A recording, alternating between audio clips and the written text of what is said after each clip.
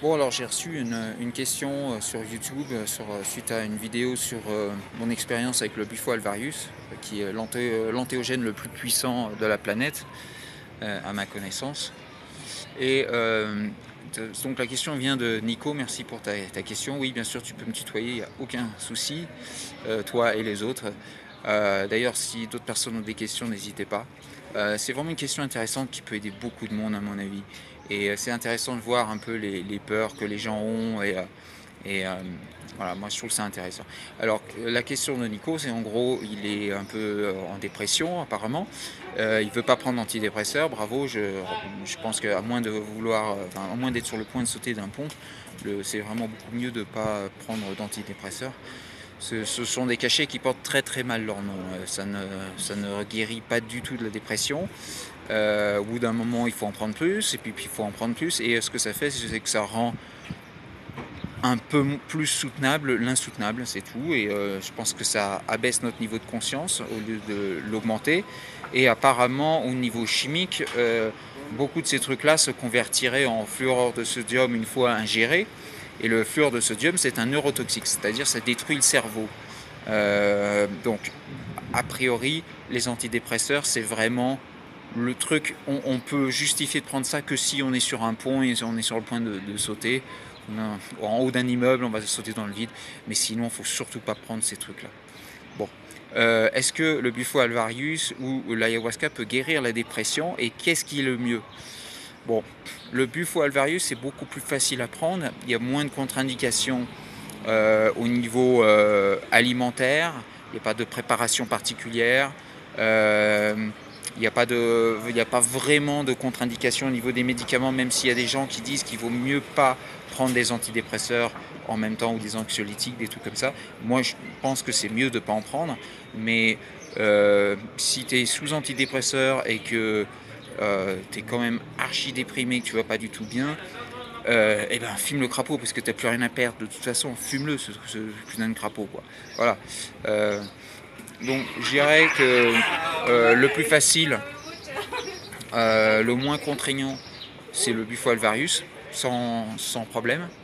Est-ce que c'est mieux ou moins bien? Il n'y a pas vraiment, il n'y a pas de réponse à ça. Les deux sont complètement différents.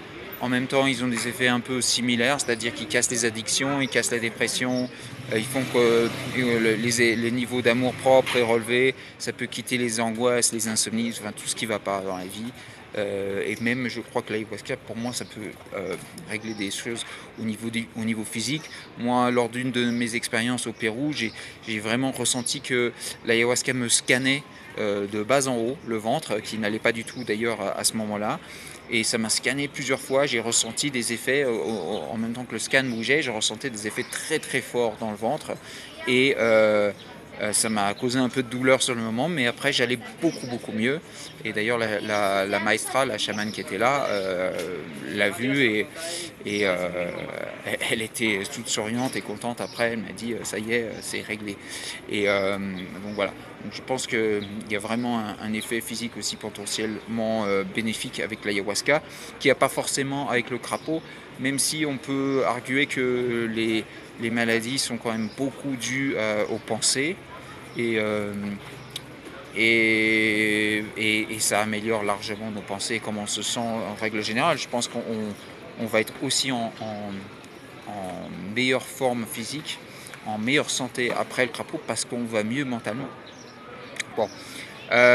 Nico demande aussi, il dit qu'il y a longtemps j'ai fait du LSD et j'ai fait un bad trip, est-ce qu'il y a un risque de ça avec l'ayahuasca ou le Bufo alvarius? Alors la réponse est vraiment non. Tu peux avoir une expérience difficile sur le moment, mais si ça t'arrive, c'est pas une mauvaise chose, c'est que tu avais besoin de le faire. C'est comme moi, je vais à la salle de sport pour perdre du gras et prendre du muscle parce que j'ai du gras et j'ai pas de muscle et je souffre sur le moment, j'en chie, mais c'était une bonne chose et j'avais besoin de le faire et je me sens mieux immédiatement après. Et ben c'est pareil avec l'ayahuasca et le truc. Peut-être que ça t'arrivera. Moi, ça m'est jamais arrivé. En 11 séances d'ayahuasca et 4 ou 5 de sapito, de crapaud, Bufo alvarius, j'ai jamais eu d'expérience difficile. avec de la peur ou de l'angoisse ni rien. J'ai eu que des expériences vraiment géniales. Alors que c'est vrai qu'avec le LSD, ça m'est arrivé. Pourquoi? Pourquoi ça arrive avec le LSD? Pourquoi ça arrive avec les champignons? Eh bien, pour moi, ces deux substances sont... Ça peut donner des expériences très très proches de l'ayahuasca. Hein. Ça m'est arrivé d'avoir une expérience absolument géniale, merveilleuse, et très similaire sous champignons à ce que j'avais pu avoir au Pérou sous ayahuasca. Et c'était mon expérience la plus forte sous ayahuasca. Donc les champis, ça peut être vraiment très très fort et génial. Mais ça peut aussi être un révélateur de sous-courant, de undercurrent en anglais, qui est, en gros, on se sent au fond de nous d'une certaine façon, on n'en est pas forcément conscient, et ce truc-là nous le révèle. Et donc, par exemple, moi, ça m'est arrivé de prendre du LSD et de me sentir très très seul, très très très, très seul. Et évidemment, ça durait des heures et des heures, c'était interminable. Et ce que ça fait, c'est que en fait, à la base, je me sentais un peu seul, je ne m'en étais pas trop rendu compte, ou alors je m'en rendais compte et j'avais peut-être pris le LSD justement pour essayer de me sentir mieux, une sorte de pis-aller. Et ce qui s'est passé, c'est que ça a amplifié ce sentiment de solitude, parce que c'était déjà là, et ça a amplifié ce qui était déjà là. Et champignons, ça fait aussi ça. Et si on est détendu, qu'on va super bien, etc., ça va faire qu'on se sent encore mieux, donc on peut se sentir absolument génial. Mais quand on est jeune, on est en pleine crise existentielle, machin, on est souvent angoissé pour des tas de conneries, peut-être qu'on est un peu dépressif ou je sais pas quoi, et ça amplifie ça, Donc oui, y a les gens qui sont anxieux, c'est bien connu, il faut pas qu'ils fassent de champi, il faut pas qu'ils fassent de LSD parce que ça va amplifier le truc. Mais je sais qu'il y a aussi des usages thérapeutiques qui sont faits avec du LSD et des champignons pour des dépressions ou des traumas, etc.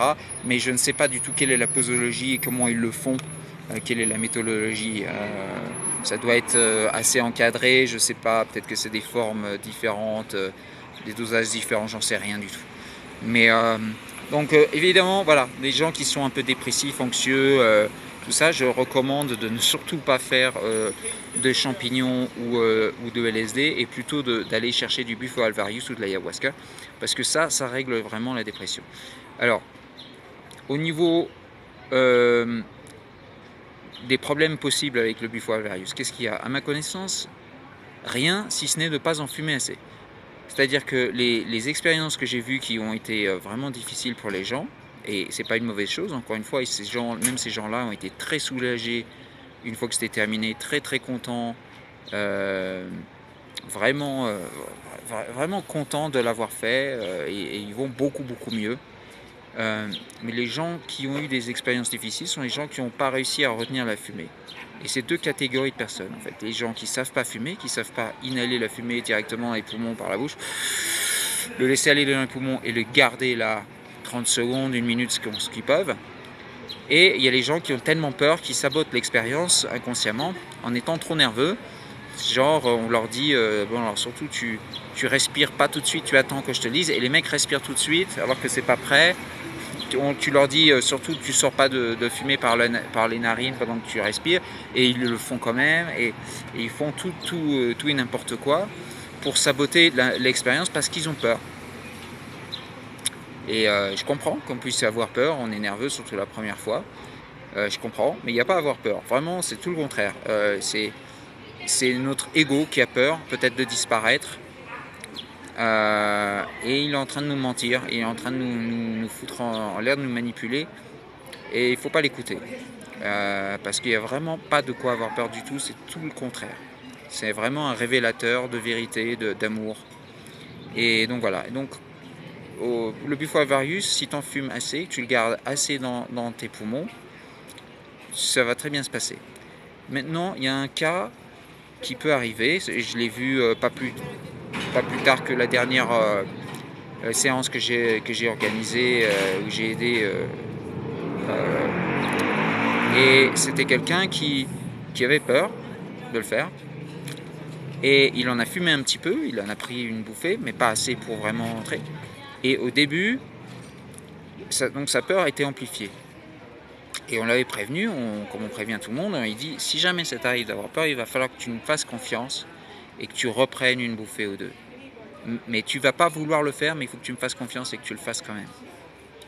Et on essayait de lui donner, et le mec faisait non, non, non, non, non. Et pendant 1 ou 2 minutes, comme ça, il a refusé d'en reprendre. Et il disait, j'ai très très peur, j'ai très très peur. Et là, c'est vraiment le pur exemple du mec qui n'en a pas assez fumé. Ça arrive avec la DMT normale aussi. Moi, ça m'est arrivé de ressentir ça. Et c'est parce que j'en ai pas assez fumé. Et on a réussi finalement à le convaincre. Il nous a fait confiance, il en a fumé et il a eu une expérience merveilleuse. Et il va recommencer dans quelques jours. Et ils se sont écoulés que 15 jours et le mec veut absolument en refaire. Son frère va le faire aussi maintenant. Sa mère va le faire. Parce que le mec a eu une expérience merveilleuse et il est soulagé, il va mieux, il est content, il est plus paisible, etc. Voilà. Donc non, il n'y a pas de bad trip si on en prend assez. Si on a peur d'une expérience, c'est pas la substance, c'est notre ego, c'est nous qui avons peur. Cette peur, elle était déjà là en nous. C'est pas la substance qui est en train de créer une peur. Et si on a une expérience où il fallait qu'on affronte des trucs et tout ça, c'est pareil, c'est notre jugement, c'est nos peurs qui sont là et qu'il fallait qu'on les affronte. Et c'est tout, c'est pas la substance qui est en train de nous jouer des mauvais tours. Non, la substance, elle est là, elle est en train de nous dire, tiens, regarde, t'as ça en toi, c'est un mensonge, affronte-le, reconnais que c'est un mensonge, et après, tu vas mieux, c'est tout. Voilà. Bon, maintenant, cela dit, quand on fait ce genre de truc, il ne faut pas y aller avec des expectatives, il ne faut pas y aller en s'attendant à être guéri magiquement, etc. Parce que d'une part, chaque expérience est différente, peut être complètement différente, que ce soit l'ayahuasca ou le Bufo alvarius. Et l'autre chose, c'est que ça va peut-être te révéler des choses sur toi-même. Par exemple, moi, à chaque fois que j'ai fait de l'ayahuasca, il était très clair qu'il fallait que je fasse de la musique. Mais c'est même pas fait magiquement faire de la musique après. Et j'ai été malheureux pendant longtemps parce que je faisais pas de musique. Et quand j'ai commencé à faire de la musique, j'allais vraiment beaucoup mieux.